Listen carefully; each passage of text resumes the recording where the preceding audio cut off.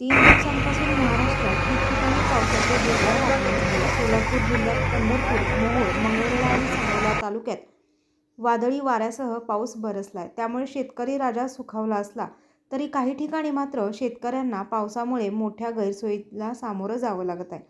काल सायंकाळी सांगोला परिसरात मुसळधार पाऊस झालाय. त्यामुळे कडलास आणि जवळ रोडवरील गावठाण भागात पावसाचे पाणी जमा झाले आणि लोकांच्या घरात शिरले. याची माहिती मिळताच शेतकरी कामगार पक्षाचे डॉक्टर बाबासाहेब देशमुख हे घटनास्थळी पोहोचले व जेसीबीच्या साहाय्यानं साचलेल्या पाण्याला वाट करून देत मदतकार्य केले. पावसामुळे अनेक ठिकाणी लोकांचे हाल होत आहेत. अचानक वादळी वाऱ्यासह आलेल्या पावसामुळे काही ठिकाणी शेतकऱ्यांचे मोठे नुकसानही होत आहे. अशा शेतकऱ्यांनी खबरदारी घेण्याचे आवाहन डॉक्टर देशमुख यांनी केले. तर तालुक्यात पावसामुळे व वाऱ्यामुळे झालेल्या नुकसानीचे पंचनामे करून त्यांना मदत मिळवून देण्यासाठी आपण आग्रही असल्याची भूमिका त्यांनी घेतली आहे.